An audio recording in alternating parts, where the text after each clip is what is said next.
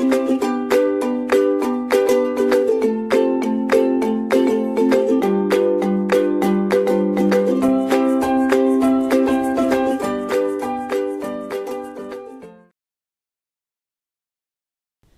everyone, welcome to online lecture series of electronic devices. The subject code is KEC 301. I am Dr. Sapna Katiyar, Professor in Electronics and Communication Engineering Department at ABS Institute of Technology, Ghaziabad. This is lecture number 26 and today's topic is bipolar junction transistor operation. In previous lecture, I have told you about the basics of bipolar junction transistor. So, today I will discuss about the transistor operation. What is the transistor operation? You have studied the two different types of transistors, NPN and PNP, two possible types are there. So, how it works actually? So, that I am going to tell you in today's session. Let us begin with the introduction of the transistor. Bipolar junction transistor, it is a 3-terminal device and there are 3 regions. The regions are emitter, base and collector. Just try to recall. In case of transistor, in case of BJT, there are 2 PN junctions. If you join 2 diodes back to back, then it will gives you 3 layer, 2 PN junction and 3 terminal. That is known as a transistor. And when you are talking about the 3 different regions, 3 different layers, which is the emitter, base and collector, let me tell you, emitter and collectors are the outer regions because there are 3 layers, emitter, base and collector. So, one will be sandwiched in between the 2. So, the sandwiched layer is the base one and emitter and collector are the outer layers. So, if we talk about the function of the emitter, so the function of emitter is to emit, to inject the charge carriers. Charge carriers may be electrons and holes depending upon the type of semiconductor.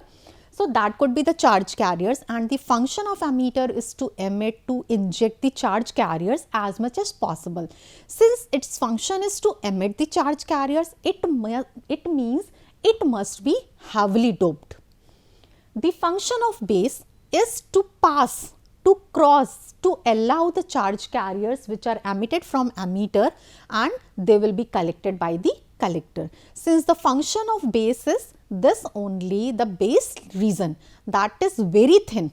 If we talk about in terms of physical area, so the physical area of the base is very thin, at the same time the doping of base, this is kept very low.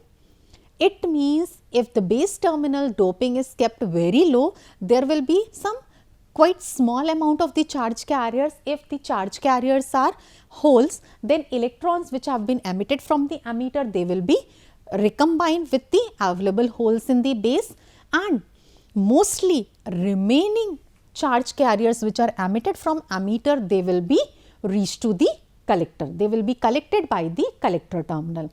It means the doping of emitter must be kept high, doping of collector will be less than emitter and the doping of base will be less than both emitter and collector.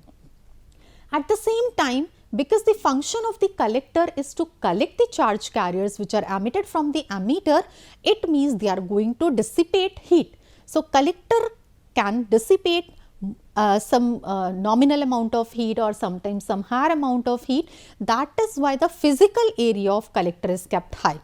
Physical area of collector is high in comparison to emitter and then base, and the doping of emitter is high. So, you must remember all of these points and you know that emitter and collectors are the outer regions. So, manufacturer can design the collector on left hand side or collector on the right hand side, but once transistor is designed, the function of emitter and collector cannot be interchanged.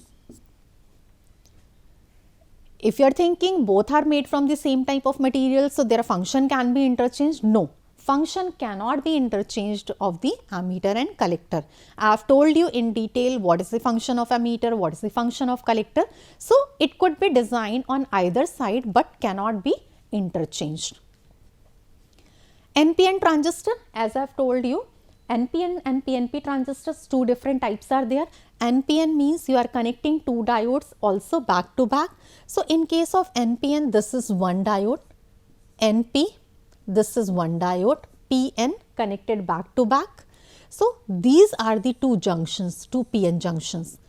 This is one junction, J1, this is another junction, J2, and the three terminals are emitter, base and collector. So, when we are talking about NPN transistor, emitter and collector are made from N-type semiconductor, while base is made from the P-type semiconductor. This is the symbolic representation for the NPN transistor. You can see emitter, base and collector, the three terminals. Here one arrow is being indicated. You can see this arrow is outward. This arrow indicates the direction of conventional flow of current. So, here the current flows from base to emitter in case of NPN transistor.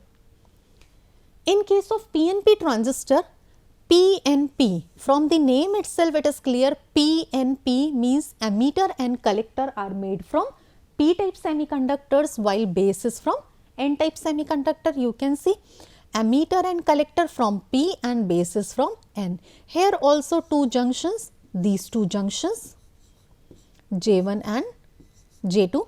Emitter base junction must be forward biased, collector base junction must be reverse biased, then only transistor will work in a active mode, and it can it can perform the function of the amplification.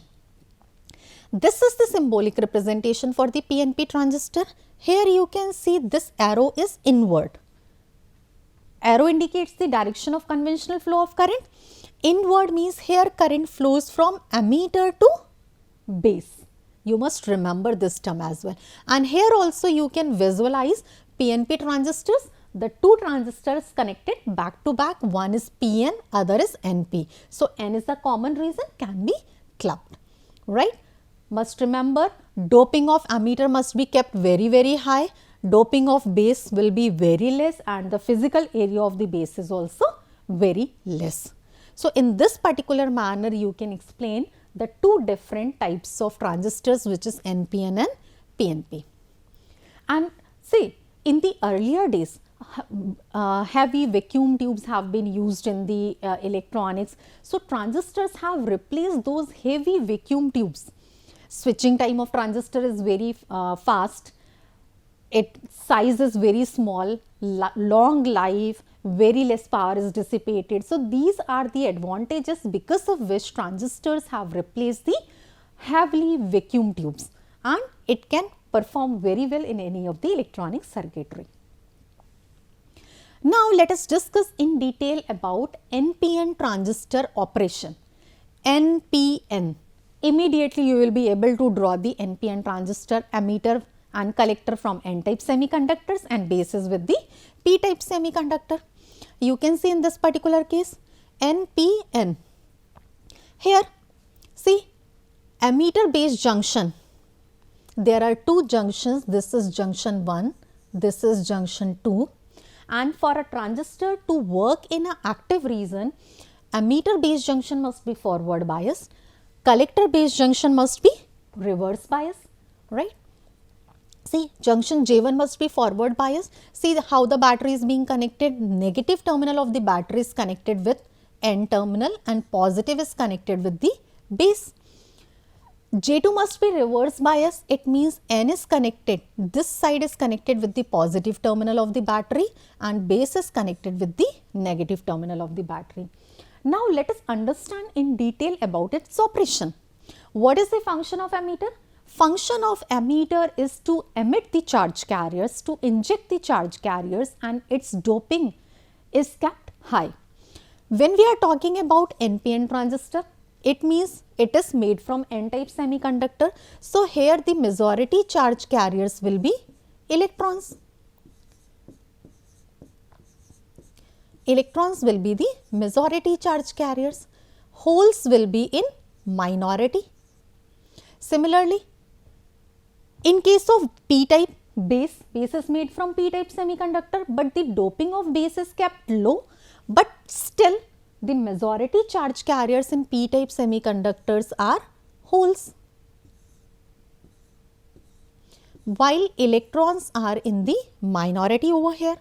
Now, what will happen? First, the condition when we have not applied any of the battery, VEB, VCB, these are not applied. What is being happened? As if we are connecting NPN, the process of diffusion will take place, and even here what is happening?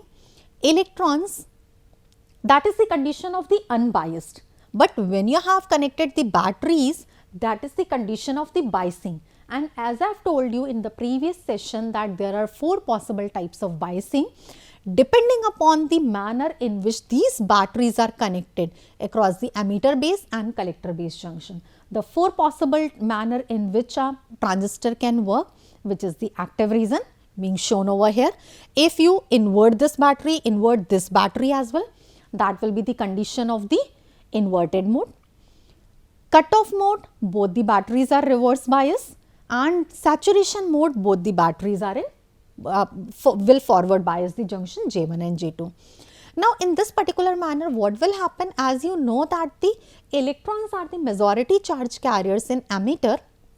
Now, because of this applied battery, you can identify this is the negative terminal, charge on the electrons is also negative. What will happen? Electrons will be pushed towards the base.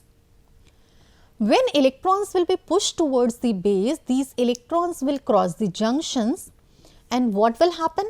Some of the electrons, see, majority of electrons, huge amount of electrons are being emitted from the emitter, but out of those huge amount, some of the electrons will recombine with the holes which are the in majority in base region, and remaining electrons will reach at the collector terminal.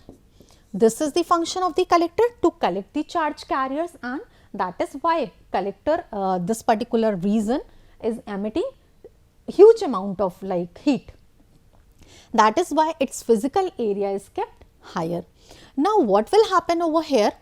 You can see there is a junction J1 and J2. Because of this junction J1 is forward bias, junction J2 is reverse bias. Let me write it. This is forward bias, this is reverse bias. Depletion region, depletion layer will also form at this particular junction. This is forward bias. So, depletion layer width will be relatively less. As if you are increasing this particular potential, depletion layer width will reduce because further diffusion will take place. But at junction J2, because this is reverse bias, so here depletion layer width will be high, will be large in comparison to the J1, because this is the reverse bias. And as if you are increasing this particular potential, then majority charge carriers will be moving away from the junction, and this is like depletion layer width is being high. So, this is in terms of depletion layer width. You have to understand the depletion layer width is not same for both the junctions, but the function is this one. It means when electrons are moving from emitter to base, base to collector, the flow of electron is from left to right. It means the direction of conventional flow of current will be opposite to the direction of movement of electrons. When electrons are moving in this side, current is flowing in this particular side. That is why IE is flowing out from this terminal. Some of the electrons will be recombined and they will be moving in this particular manner. That is why base current is in the inward direction. From collector terminal, the electrons, this is the direction of movement of electron. Since this is the direction of movement of electrons, so direction of flow of collector current will be opposite to this. It will be inward. So, from this particular diagram, you can see, you can write down the equation IE, emitter current is what? This is the sum of base current plus collector current.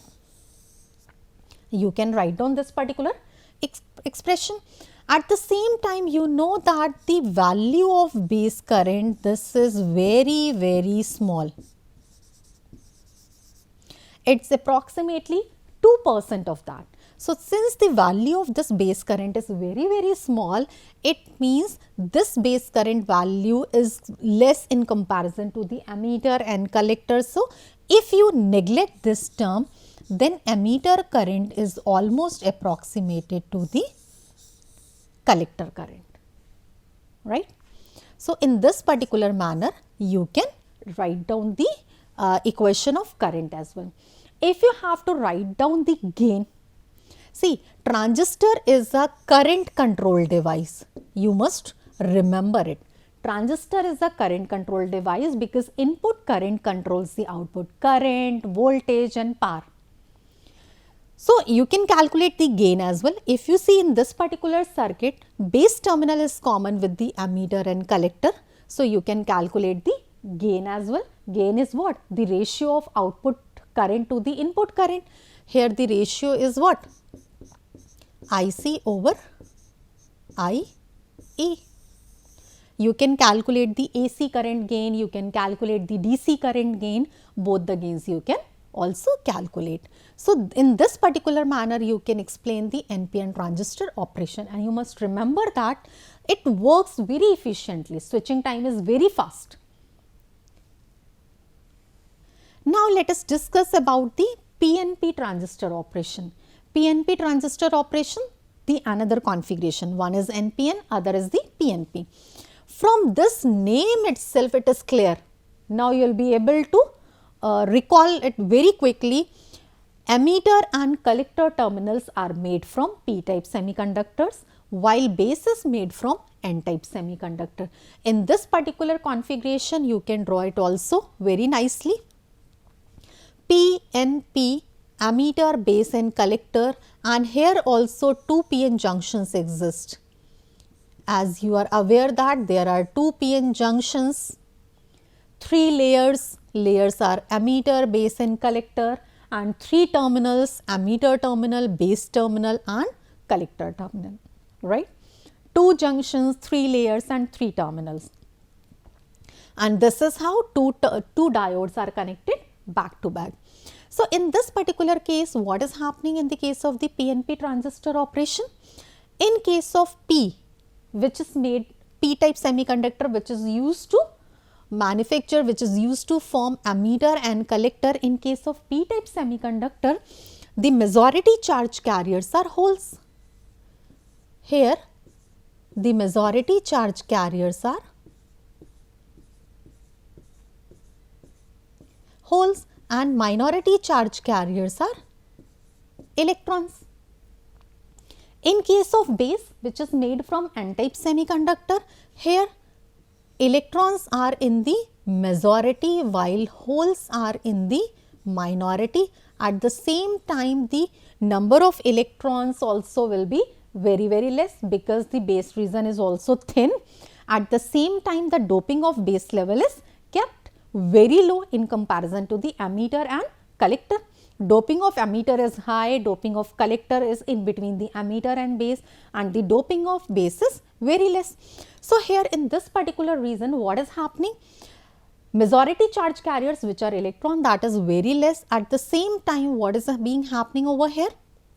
The function of collector. Here also, because it is made from p-type, the majority charge carriers are holes, and the function of ammeter is what? The function of ammeter is to emit the charge carriers, to inject the charge carriers, and those charge carriers try to cross this particular base region and they will be collected by the collector terminal, right. So, when these charge carriers, which are holes, they are going to cross this junction J1, and here also you must note down this particular point that ammeter base junction is forward biased.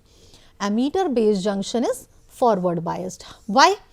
You see, the battery in which particular manner is being connected, it must be forward biased. That is why P terminal is connected with the positive and N terminal is, this base or N terminal, this is connected with the negative one. So, you can see in this over here, this is positive terminal of battery, this is the negative terminal of battery. Positive is connected with P, negative is connected with N.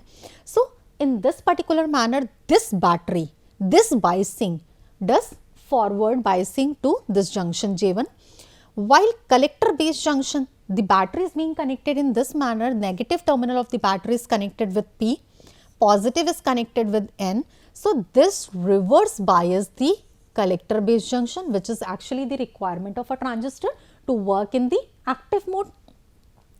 So here this junction is reverse bias. So it means all the holes which are emitted from the emitter, they will be collected by the collector, they will be attracted, they will be pushed to cross the junction J1, J2. At the same time, you must remember that the depletion layer width at junction J1 and J2 will not be equal. Obviously, junction J1 is forward bias, so the depletion layer width will be relatively thin, as well as this particular voltage is being increased, the depletion layer width will decrease. While J2 is the reversed bias, so here the depletion layer width will be high in comparison to J1. Now, what will happen? When these holes which are in the majority, they are pushed towards the junction J1, they will reach to the base and some of the holes will recombine with the electrons which are available in this particular region. And this recombination rate is very less. So, out of that huge amount of holes which are emitted and injected by this emitter, some will recombine and remaining will be collected by the collector. So, these will be collected by the collector. So, here you can see the direction of movement of holes is what? Direction of movement of holes which are the majority carriers, that is from emitter to collector. So, here you can see this is the direction of flow of emitter current IE. This is the direction of flow of collector current, which is IC, and this is the direction of flow of base current, which is IB. And in this transistor symbol itself, you must have seen in the case of the PNP transistor, the arrow is being inward. Inward arrow indicates the direction of conventional current, flow of current, which is from emitter to base. And you can see holes are moving in this manner and the current will flow in the same direction in which holes flow. So, here also you can write, see, I is this emitter current, IE, which is equal to the sum of IB plus IC. At the same time, this value of IB, this is very less in comparison to IC, right? And the amount of current, this will depend how the doping is being done and how the voltage in between the terminals have been increased. You must remember that the transistor is a current control device. Current control device means input current controls the output current, voltage and power. And transistors have replaced the heavy vacuum tubes. This is a major advantage why to replace it and why transistor is being used, very high switching time and all. So, I hope now this particular point is also clear to you, how this emitter, base and collector works and what is its function. See, even in this particular case, you can analyze why the function of collector and emitter cannot be interchanged. Obviously, because of this. So, in this particular manner, you can explain this operation of PNP transistor as well. Moving ahead, let us discuss the difference between NPN and PNP. You are aware with the PNP transistor, you are aware with the NPN transistor. Now, let us discuss the difference in between these two. On the first column, I have listed out some of the characteristics. Second column tells us about the characteristic about the NPN transistor and the third about the PNP. See, if we talk about the structure, in some of the cases you will find the similar things in the NPN and PNP, but sometimes you have the difference in between these two and you have to recall it. See, structure, it has 2 N-type and 1 P-type semiconductor. If you are talking about NPN, 2N and 1P semiconductors, outer one is the N-type and the center one, which is the sandwich, that is the P. While in case of PNP transistor, P and P means N is sandwiched in between the 2 N terminals, which is made from P. So, here it has 1 N-type and 2 P-type semiconductors. So, this is the difference on the basis of the structure. Second is the direction of current. Direction of current, I have told you during the complete operation of the NPN and PNP transistors as well. current flow through the collector to the ammeter. In case of NPN transistor, try to recall how you have drawn the symbol. Arrow is outward, means current, electrons which are the majority charge carriers, they are flowing from the ammeter to collector. So, current is flowing from the collector to ammeter.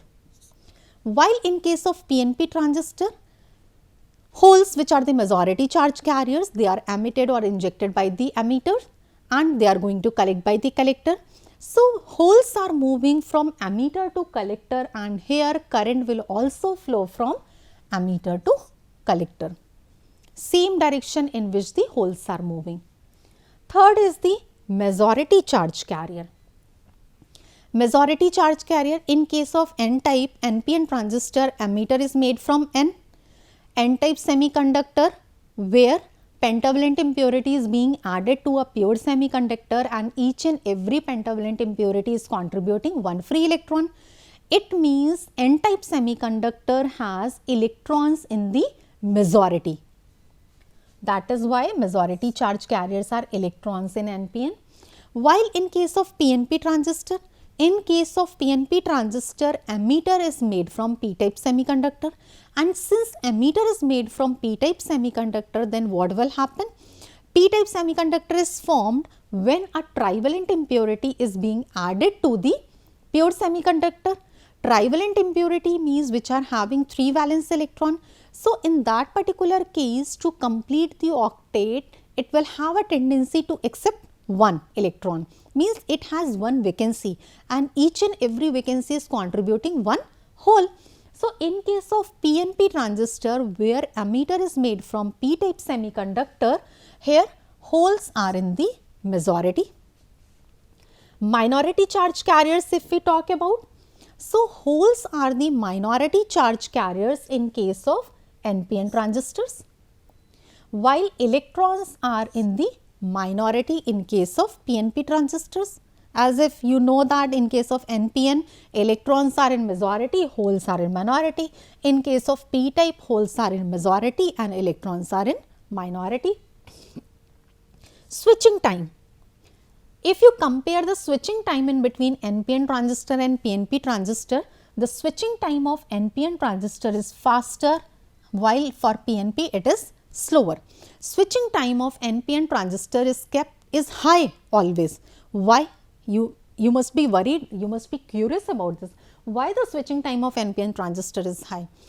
Because in NPN transistor the majority charge carriers are electrons and electrons are very much mobile. That is why the switching time is high. Here the majority charge carriers are holes and electrons are more mobile in comparison to the holes. They can easily move, flow. So, switching time is high. So, if you are getting two different things, if you are getting NPN and PNP transistors, which one you would like to utilize? Obviously NPN, because the switching time is fast. That is what the requirement of most of the electronic circuitries. Next, the junction biasing. There are two junctions, one is the ammeter base, other is the collector base terminal. So, the junction biasing in both the cases must be, ammeter base junction must be forward biased and collector base junction must be reverse biased. This is the condition in both of the cases because the function of ammeter is to emit the charge carriers which will be collected by the collector. So, these charge carriers need to push towards the junction, push towards the collector. Symbol, try to recall it. I have drawn in this particular lecture at a number of times. This is the symbolic representation for NPN transistor. Arrow is outward. This is the symbolic representation for PNP. Arrow is inward. So, here also you can see current is flowing from collector to ammeter. Here current is flowing from ammeter to base to collector. So, this is how you can differentiate in between the PNP and NPN transistors. There may be some more characteristics, but I have tried to list out all the important one and I have discussed in detail as well. So, in today's session I have discussed about the basics. I have just given you the review about the BJT, then we have discussed about the NPN and PNP transistor operation and the difference between these two on the basis of certain parameters. Thank you so much.